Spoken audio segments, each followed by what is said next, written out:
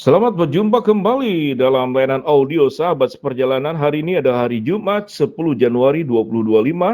Tema renungan saat teduh kita dengan judul Mencabut Akar Pahit.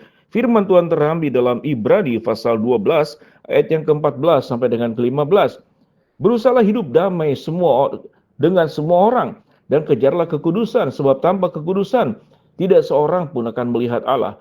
Jagalah jangan ada seorang pun menjauhkan diri dari kasih karunia Allah, agar jangan timbul akar pahit, agar jangan tumbuh akar pahit yang menimbulkan kerusuhan, yang mencemarkan banyak orang. Mari kita berdoa.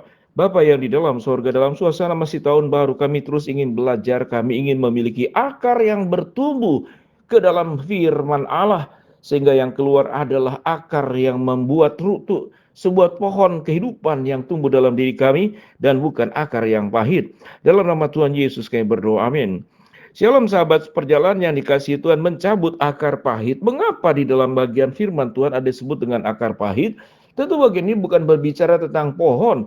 Sekalipun ada tumbuhan tertentu yang memang akarnya pahit, dan itu oleh sebagian negara dipakai sebagai obat. Tetapi akar pahit di sini adalah sesuatu kepahitan yang kemudian tembus ke dalam dan sulit untuk dicabut. Itu yang disebut dengan akar pahit. Dan itu terjadi lewat pengalaman hidup yang sangat panjang dan lama. Akar pahit itu susah. Bahkan kemudian diturunkan ke generasi-generasi. Kalau kita melihat ada namanya dendam 7 turunan. Ada yang disebut dengan permusuhan 7 turunan. Itu berarti sudah berurat akar. Kita tahu dengan jelas. Dalam perang dunia pertama, kedua. Kemudian perang-perang sebelumnya. Sampai sekarang ada negara-negara yang berperang. Mereka satu dengan yang lain tetap saling membenci. Salah satunya adalah negara Korea Selatan dan Korea Utara. Dua negara ini seyogianya adalah satu negara yang menjadi satu. Namun sampai saat sekarang tidak pernah mengalami kerukunan. Karena dua-duanya punya akar pahit, sejarah panjang, dan kita boleh belajar tentang sejarah kedua negara ini. Yang seyogianya mereka adalah satu etnis, satu bahasa, dan satu negara. Mengapa demikian? Karena tidak pernah selesai dengan masalah lalu. Kita bersyukur untuk negara Jerman Timur dan Jerman Barat yang akhirnya dindingnya kemudian dirubuhkan. Artinya ada orang dan kelompok atau negara yang berhasil menyelesaikan akar pahit lalu membuat sebuah perdamaian. Tapi ada negara yang tidak selesai, termasuk Korea Utara dan Korea Selatan, dengan berbagai macam alasan mengapa mereka tidak bersatu. Tetapi kalau boleh dikatakan faktornya panjang, yaitu akar pahit. Mencabut akar pahit. Marilah kita melihat bagaimana cara untuk menyelesaikan akar pahit. Di dalam firman Tuhan yang kita baca dalam Ibrani 12 ayat yang ke-14 sampai 15, sesungguhnya sampai ayat 17. Berusahalah dalam hidup damai dengan semua orang dan kejarlah kekudusan, sebab tanpa kekudusan seorang pun tidak akan melihat Tuhan. Bagaimana supaya menyelesaikan akar pahit di dalam hubungan-hubungan manusia satu dengan yang lain, yaitu berusahalah hidup damai dengan semua orang dan kejarlah kekudusan. Orang yang mengejar kekudusan pasti akan mencari damai. Kalau kita mendengar apa yang disampaikan oleh firman Tuhan, damai sejahtera ku tinggalkan kepadamu. Damai sejahtera yang kuberikan kepadamu tidak seperti yang dunia berikan kepadamu. Itu shalom. Shalom punya makna yang sangat dalam di dalam bahasa Ibrani maupun di dalam bahasa Yunani. Terjemahan Alkitab, yaitu damai sejahtera. Damai sejahtera itu yang pertama maknanya adalah manusia yang berdosa itu mengalami sebuah pemulihan hubungan dengan Allah. Didamaikan yang tadinya terikat, terputus dari Allah, terikat dengan dosa di dalam kuasa maut. Didamaikan, kita mengalami yang damai, mengalami yang namanya damai sejahtera. Matius 11 ayat 28 sampai 30. Marilah kepadaku semua yang letih, lesu dan berbeban berat, aku akan memberikan kelegaan kepadamu. Shalom, damai sejahtera. Di dalam ayat ini dikatakan memberikan kelegaan. Apa itu kelegaan? Apa yang menyebabkan seseorang sesak? Tatkala terhimpit, tatkala terancam, tatkala teraniaya, tatkala tidak berdaya, Allah mengangkat kita dari ketidakberdayaan. Allah mengangkat kita dari keterhimpitan. Allah memberikan kelegaan daripada kesesakan oleh berbagai macam problem dan masalah. Itu disebut dengan shalom. Bagaimana caranya supaya kita bisa mencabut, katakanlah, akar pahit? Firman Tuhan berkata, berusahalah hidup damai seorang dengan yang lain dan kejarlah kekudusan. Sebab tanpa kekudusan tidak seorang pun akan melihat Tuhan. Artinya orang yang hidup di dalam keberdosaan menyimpan akar pahit, baik karena kita kemudian diperlakukan tidak adil, dikhianati, ketidaksetiaan pihak lain, dirugikan. Maka lepaskanlah semuanya itu. Berjuanglah hidup damai.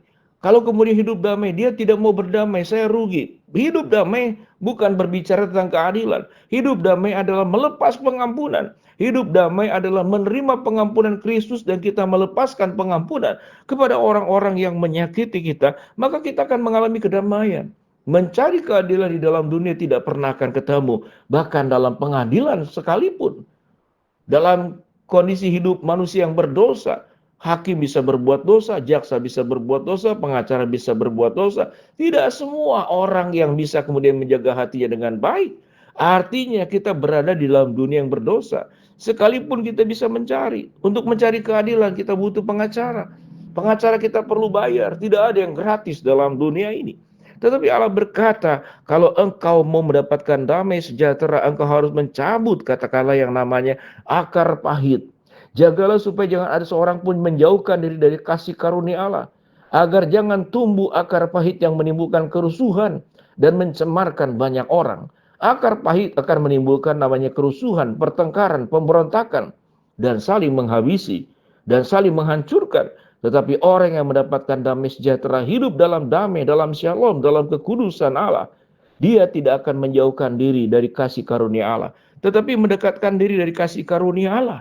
Kita tahu dengan jelas bahwa kehidupan ini satu hari kelak nanti akan berhadapan dengan penghakiman Allah. Apapun akar pahit yang timbul dalam kehidupanmu, yang engkau alami, engkau ceritakan mungkin berulang-ulang kepada orang terdekat, mungkin udah puluhan kali, ratusan kali, bertahun-tahun tidak selesai.